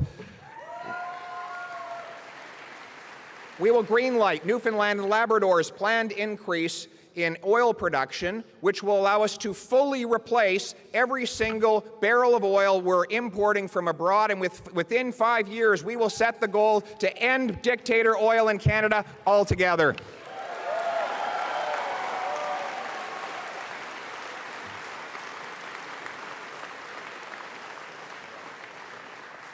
Et au lieu d'aider Poutine à vendre son gaz naturel à l'Europe pour financer sa guerre contre l'Ukraine, un gouvernement Poilievre soutiendra des projets comme GNL Québec. Nous savons tous que les Québécois ont une source d'énergie propre, l'hydroélectricité, qu'ils peuvent utiliser pour liquéfier le gaz naturel sans émission. L'Europe a besoin d'acheter du gaz. Voici le choix. Certains préfèrent que l'argent du gaz naturel finance les armes de guerre de Poutine. Moi, je veux que cet argent-là finance les chèques de paie pour Jean-Marc Tremblay, le soudeur du Saguenay. We will greenlight mining and manufacturing of minerals like lithium, cobalt, and copper to make electric cars and batteries. We will allow for technology to be unleashed here instead of our money to go to foreign dictatorships. And that also includes repatriating food production by standing with our farmers here at home. This government's high energy taxes and proposed fertilizer cuts will only drive food production abroad to more polluting foreign jurisdictions, which would have to then burn fuel to ship, train, and truck that food back to us. But didn't we learn how irresponsible it was to rely on the rest of the world to provide us with our essentials during COVID? A Poilievre government will repeal these taxes and fertilizer mandates to get out of the way and off the backs of our farmers so that we can grow affordable food, feed our people, and be the breadbasket of the world.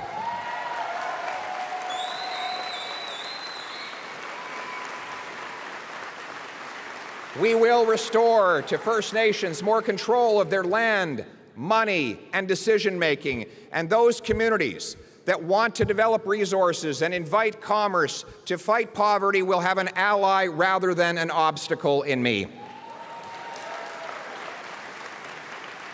We must remove other unneeded barriers by axing the disastrous ArriveCan app.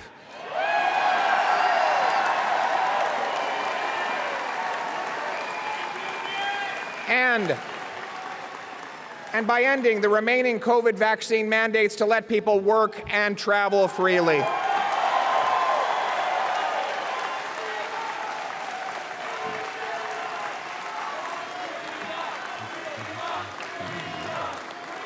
Thank you.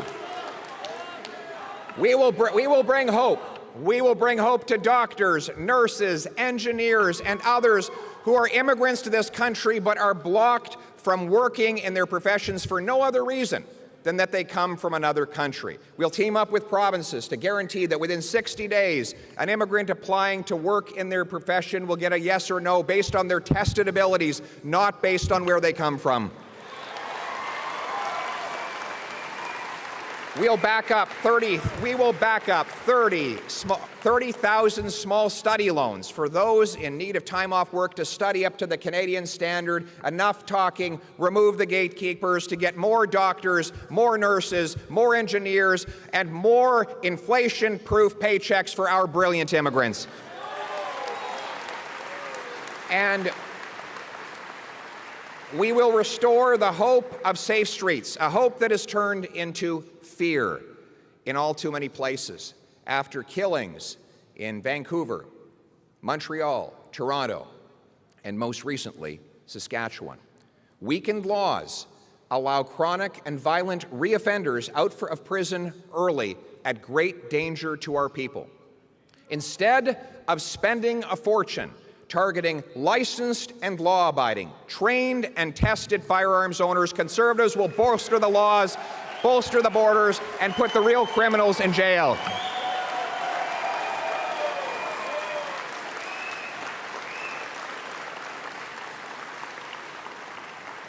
Et nous redonnerons de l'espoir aux Québécois afin qu'ils puissent reprendre le contrôle de leurs décisions et de leur vie, au lieu d'être contrôlés par un gouvernement centralisateur et woke à Ottawa.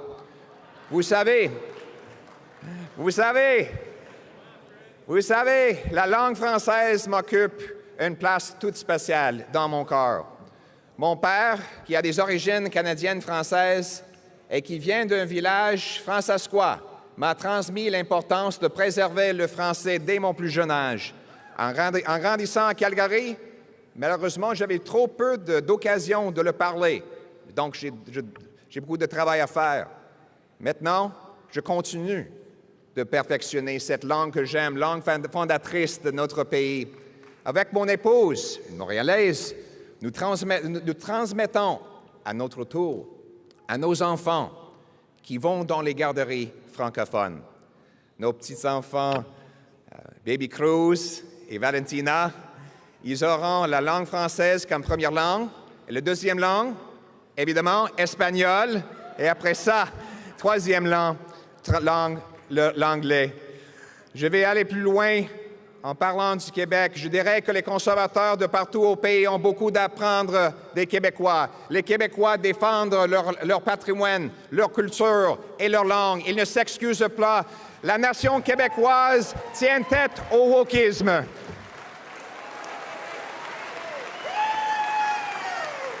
Mon gouvernement ne va pas se mettre le nez dans tout. Un État fédéral plus petit va faire grandir des citoyens du Québec et du Canada. Small government makes for big citizens who own their homes, build their dreams, raise their families, look out for their neighbors, and earn powerful paychecks and savings free from inflation and overtaxation. We will restore Canada's promise in a country where it doesn't matter who you love, or if your name is Smith or Singh, Martin or Mohammed, Chang or Charles.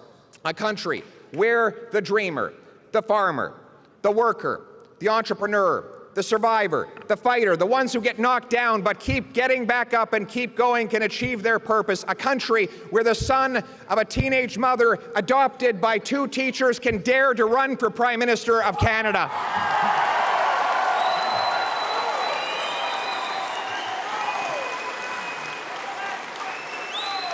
Absolutely.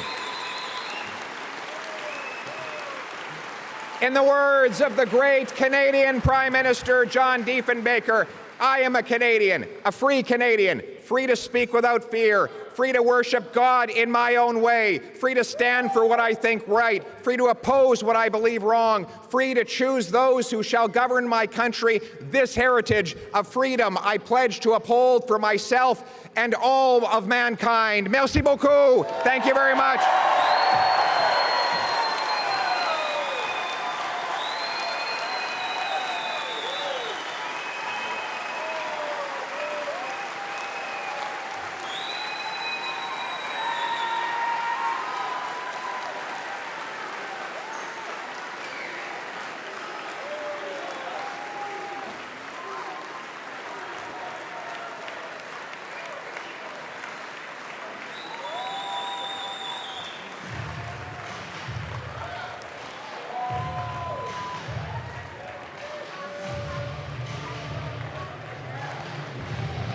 Hey, good job, Rico.